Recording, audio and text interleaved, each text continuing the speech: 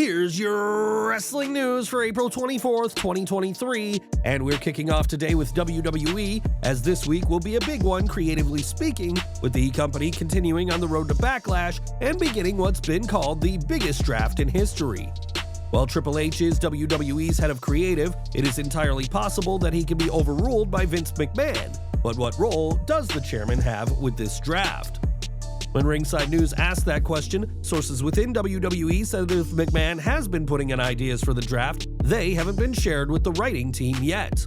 It was also noted that if McMahon does feel like sharing ideas, it won't be to the creative team either, but instead it'll go to Triple H, Bruce Pritchard, or Ed Koskey. That's not to say that McMahon will not have any involvement with the selections made on this week's SmackDown or next week's Raw, but if he is involved, his presence is being kept top secret. This will be the final draft before WWE finalizes its merger with UFC and a monumental deal for Endeavor, but right now, McMahon's status for the draft isn't being shared backstage. One name whose future with WWE remains unclear is Big E, as fans are more worried about whether he'll wrestle again rather than what brand he'll be on. The former WWE champion has been out of action for over a year now, and while he hasn't required surgery, the latest update about him isn't good. Last week it was reported that WWE was planning Big E versus Gunther, which is why Xavier Woods faced the Austrian on SmackDown, which would imply that Big E's return is near. When Ringside News reached out to their sources though, they were told that there's no truth to the report of the Big E-Gunther feud in the slightest. It was added that if Big E can ever return, the writing team has not been officially informed yet, and any reports that his return is even in the works at this time are not true. Big E has made his peace with the possibility that he may never wrestle again, and has said that he'd like to stay on as a coach, and while he may wrestle again, nothing is in the works now. One name who, in theory, is eligible for the draft is Logan Paul, who has wowed fans since his in-ring debut at WrestleMania 38. The Maverick hasn't been seen in a WWE ring since his loss to Seth Rollins at WrestleMania 39, but plans for his return are already in the works. That's according to the sources in WWE who spoke to Ringside News and confirmed that despite all the changes going on right now, the company has a very clear picture of what Paul's future is. Given that Paul has been kept for the bigger shows of the years, Ringside News asked if Logan's return will come at SummerSlam, but their source said they could neither confirm or deny that this is the case. WWE personality Sam Roberts has said that he hopes to see Paul win Money in the Bank in London, which would earn him a ton of heat, and while we don't know if this is the case, plans are already in place for the Maverick's next match.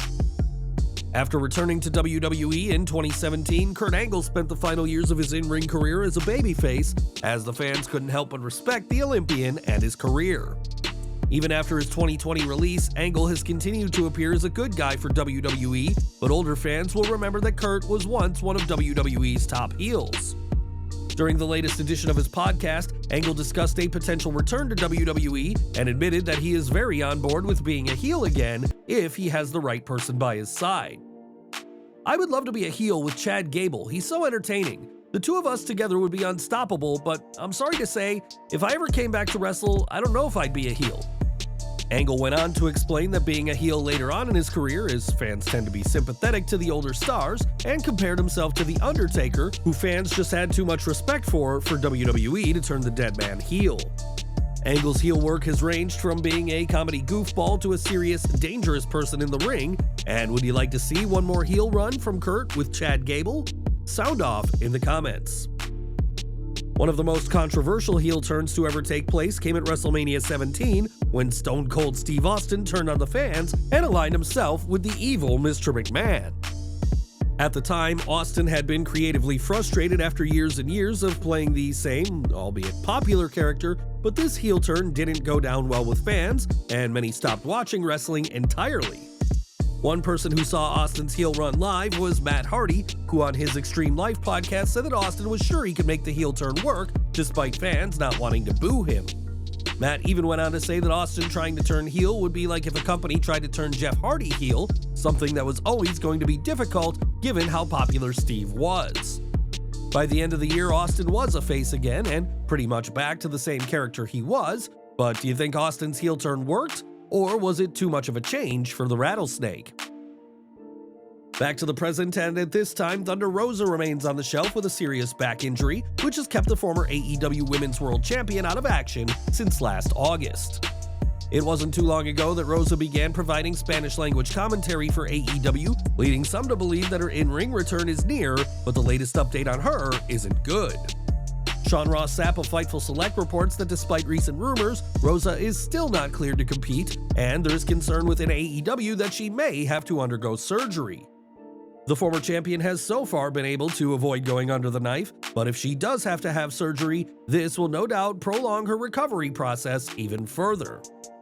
Prior to her absence, it was alleged that Rosa had been exaggerating her injury to avoid losing the AEW Women's World title to Toni Storm, as she only disclosed her injury to AEW after learning she'd be losing the gold. Given how long she's been out of action, it's clear that Rosa's injury is very real, and while AEW are preparing for their biggest ever event, All In, the trip to London may come and go without Thunder Rosa. Now, professional wrestling is an extremely dangerous sport, and when you're not working in a big company with medical professionals like WWE or AEW, your risks are even greater. This week, Extreme Pro Wrestling hosted their California event, which saw a match from XPW World Champion Masada, but what happened during the match ended up shocking fans. As seen in a viral clip, Masada set himself on fire when he drank some alcohol and blew right into a wooden stick engulfed in flames, and immediately regretted what he had done. Masada was clearly in pain after the spot and was immediately attended to by referees in a moment that shocked every fan who was attending the show live. This shocking moment may not even be the most shocking XPW spot for this year, as in March, one wrestler had a syringe stabbed into his genitals in a truly gruesome moment. Hardcore wrestling has a huge market in this business, as many fans believe that what we see on WWE TV is too clean and safe, but do spots like these cross a line? Sound off in the comments. And we're ending today with Mercedes Moné, whose reign as IWGP Women's Champion came to an end last weekend. At the Stardom All-Star Grand Queendom event, Moné's 64-day reign was ended thanks to Mayu Iwatani and an incredibly hard-hitting match between the two. Moné certainly put up a fight in her valiant effort to remain champion, but fans may not have noticed her touching tribute to one of the all-time greats. For her entrance, Moné wore a black and gold mask with a unique pattern, which older fans may recognize as similar to the headpiece of Tiger Mask 2, who competed in New Japan in the early 90s. Tiger Mask 2 was played by none other than Eddie Guerrero, and Moné's mask was evidently a touching tribute to the man she holds so much respect for.